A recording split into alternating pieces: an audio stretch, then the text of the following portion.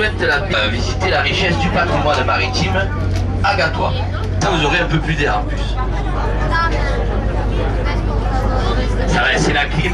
Et voilà, vous verrez exactement la même chose que prévu. Et aussi bien que prévu. Le golfe du Lion, il s'étale de la pointe du Cap Creux jusqu'aux Bouches du Rhône. On aperçoit une petite partie de ce golfe sur la droite avec plusieurs stations touristiques. Vous avez tout d'abord la station de la Tamarissière. La Tamarissière qui doit son nom à ce bois de tamarisque et à hauteur de la seconde colline d'Arbonne-Plage. Le Cap Béar et un petit peu plus sur l'avant-gauche du bateau, le Cap Creux, le golfe de Rosas et l'Espagne. 5 à 8 mètres et à peu près 600 mètres du bord de mer.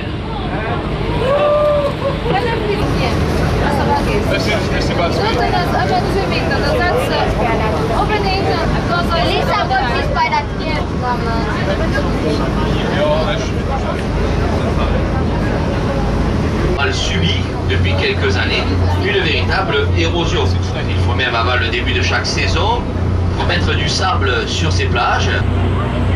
Alors, ces cours d'eau ont drainé pendant des siècles des milliers de mètres cubes d'alluvions qui ont donné naissance à nos étangs. Voilà donc comment rimer la Camargue avec l'étang de Macarès. Et cette érosion est en grande partie due aux effets de l'homme sur la planète. L'homme sans le sable et non plus notre littoral. À l'origine des constructions immobilières, des rapports optimistes. Alors, ce qui veut dire que si aujourd'hui on a les pieds dans l'eau, et bien d'ici 80 ans, nos enfants ou bien nos petits-enfants auront aux genoux.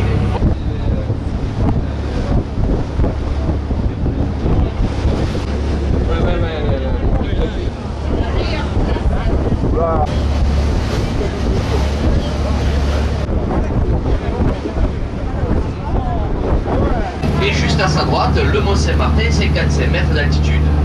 Ces deux collines sont des anciens volcans, des volcans de type strombolien comme le Vésuve à Naples. Alors le volcanisme, ça a été quelque chose de très important pour la ville d'Agde et pour la région, puisque l'on s'est servi de la roche volcanique.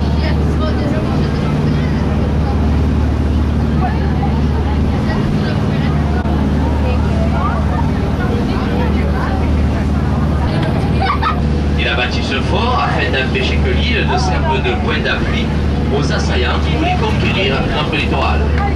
Il a par la suite été construit en 1632 par ordre du roi, car il était occupé par le duc de Montmorency qui était opposé à la royauté.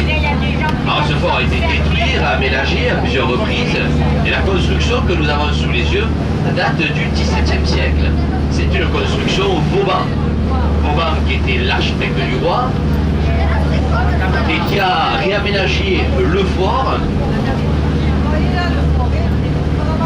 au XVIIe siècle, car il y avait un très grand projet au Cap d'Agde, puisque le cardinal de Richelieu voulait faire ici un très grand port de guerre qui manquait au Royaume de France. Il voulait rejoindre la côte à Lille à l'aide de 2 très longues jetées, et il voulait construire ici un très grand port de guerre qui manquait au Royaume de France. Malheureusement, la mort frappe le cardinal, le projet devenant trop coûteux, il ne verra pas le jour et le Cap d'Agde sera alors construit qu'en 1970. Par la suite, il y aura une garnison qui occupera le fort, et ce n'est qu'au XVIIIe siècle que le roi fera de Brescou une prison d'État. Il présenta l'avantage de ne pas être trop éloigné de la côte, tout en réduisant les possibilités d'évasion.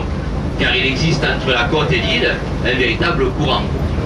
Alors dans cette prison, on va y être enfermé pour différentes raisons. Les indésirés de la cour, les politiques, les protestants, les fous, les escrocs, les voleurs.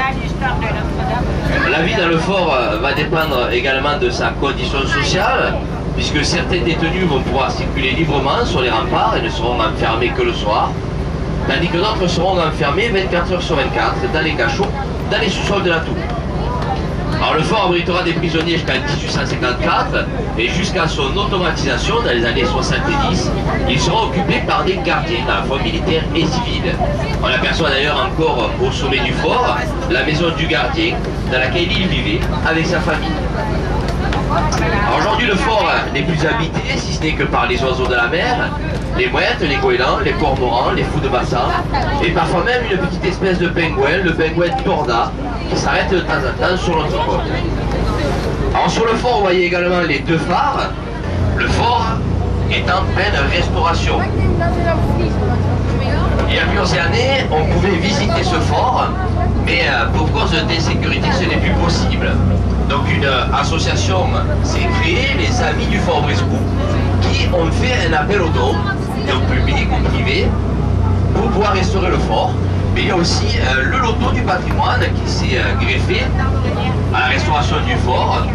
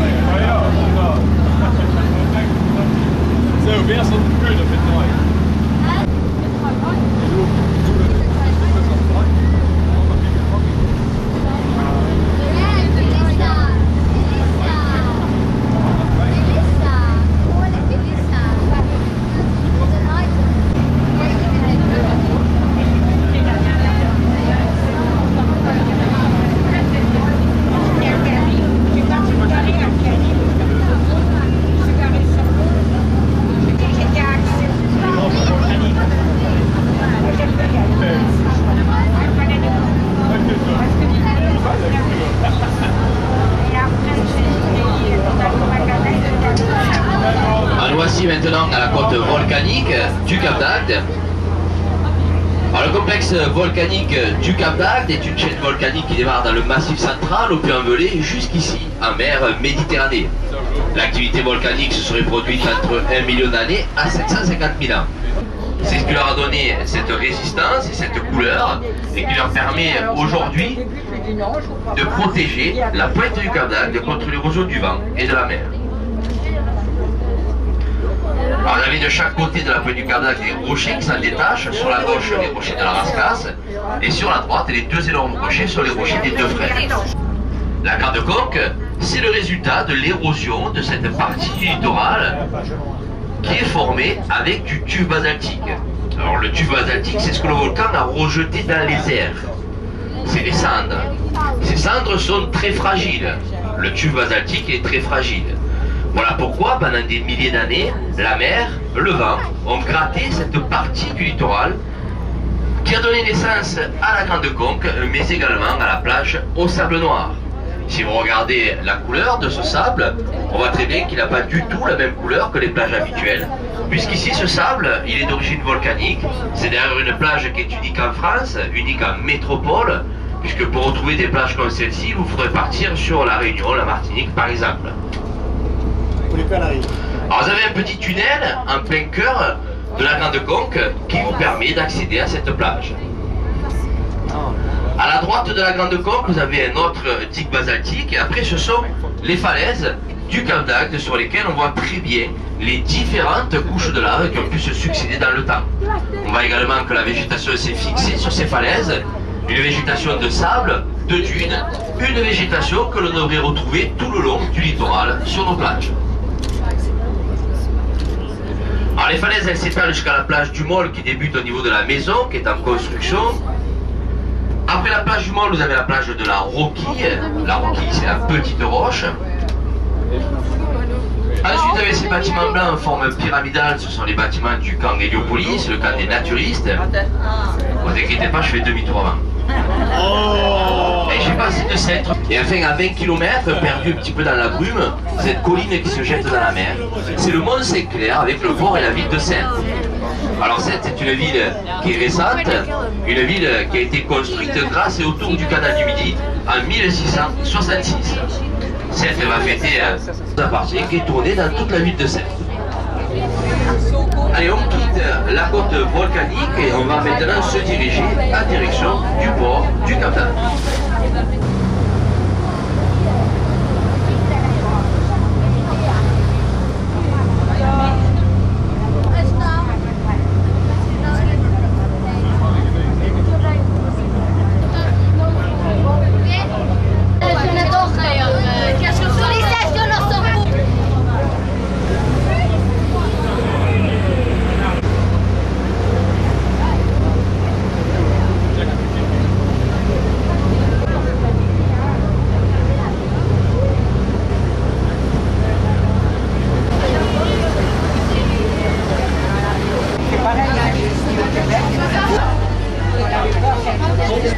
Alors, le Cap-d'Agde il a été construit en 1970. La mission Racine va faire naître des stations touristiques telles que Port-Camargue, la Grande Motte, Port-Barcarès, le Cap-d'Agde, Saint-Cyprien et Médoc. Et puis on a voulu faire un petit peu comme à la montagne. À la montagne, on a construit près des pistes pour vous amener faire du ski. Et bien là, on va construire près du littoral pour vous amener faire du bateau. Toutes ces stations touristiques vont être construites autour du premier parc aquatique d'Europe, le parc aquatique Cap-d'Agde dans les années 80. Et la construction du tout premier camp des naturistes d'Europe, le camp Héliopolis, avec plus de 40 000 naturistes, une véritable ville dans la ville. Alors le Cap-d'Agde, c'est quand même une station familiale avec de nombreuses activités durant l'été.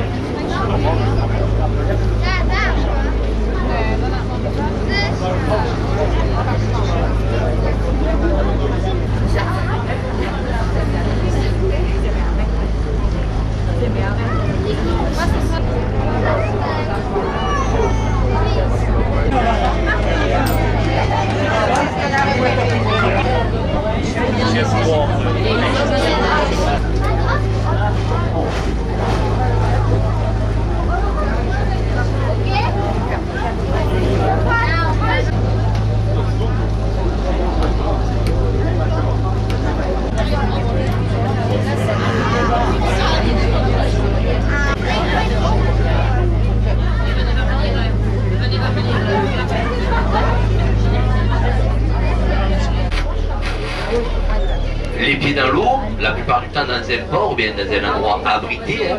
C'est pas dans la mer. Alors vous avez d'un côté le parking pour la voiture et de l'autre côté l'emplacement pour le bateau. Voilà à peu près le principe d'un marina. Vous avez une petite plagette, où là les prix sont beaucoup moins élevés, ce sont des habitations qui sont plus anciennes.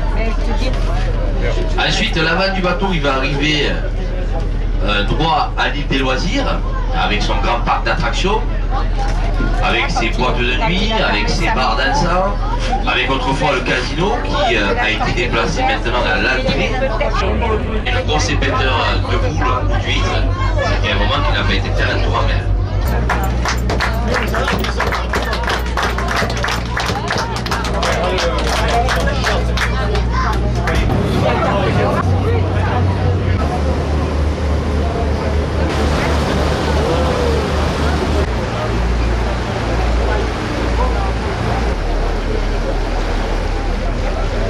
Un bon appétit à tous, je vous remercie encore une fois de m'avoir écouté, je vous souhaite une bonne journée, une bonne continuation.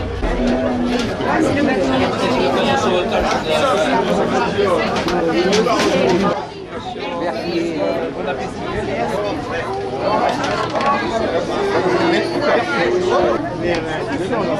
J'ai fait les sols, c'est pas grave, il y a tout. Mais non, la prochaine fois,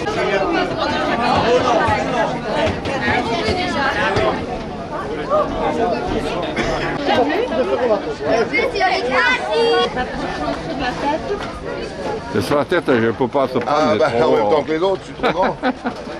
c'était une très belle promenade. Ah, c'était une belle promenade en bateau. Ça change, hein, c'est pas la Moselle. Hein.